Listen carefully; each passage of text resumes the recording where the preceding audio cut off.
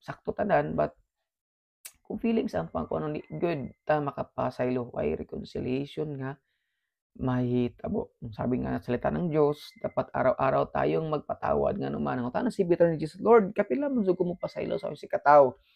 Yung Jesus, 7 times 7. Pila man? 490. Sa Hebrew or sa Greek, sa mga Hudiyo, ang 490 means forever. Bot pasabot, sa wala pa nakasal ang tao, makandam na kagkapasayloan. Lisod. Ano man, kita nga mga tao, mingon kita, kasal lang yun. Buhaton ni mo na, di na nakailang nga tao, di na ka nakawigugmaon. But si Lord nagsugo, lisod man gid siya, kikatamang pud makasala, di ba? Pasayloon po ta. Gipasaylo kita sa Ginoo, kita pagka di mo pasaylo sa isa ka tawo nato.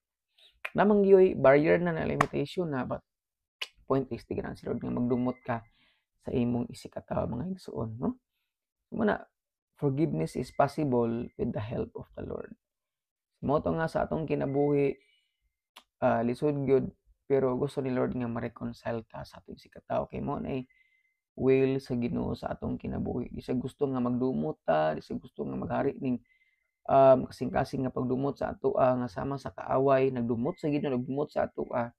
But ingon nga mga Kristohanon, gusto ni Lord nga maghari ang reconciliation sa atoa. Ato'y pamaagi, number 1, pagpaubos or pagpakumbaba. Number 2, gugma sa Ginoo. Number 3, pagpasaylo or pagpapatawad. Nay po na pray nga sa tong kinabuhi na may panagbingkil, panaglalis, panag-away sulod sa pamilya, sa marriage, sa church. Gusto ni Lord nga ang gugma sa Ginoo may maghari sa tong kinabuhi, ang pagpasaylo. Okay?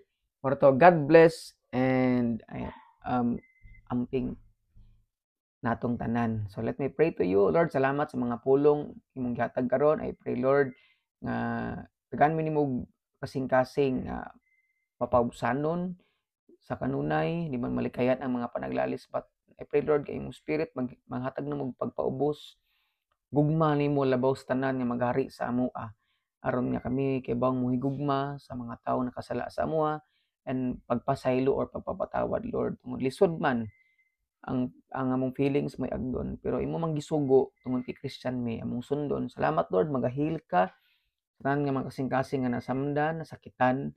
Pray, Lord, nga makarecover mi sa mabot ang time nga makarecover mi, uban sa imong tabang makapasaylo mi. Salamat, Lord, nga ma-reconcile ang tanan nga nagdumot, nag-away karon nga mga minyo, pamilya, or uban ang kasimbahanan uban sa imong tabang. Sa pangalan ni Jesus, amen. God bless sa makausa.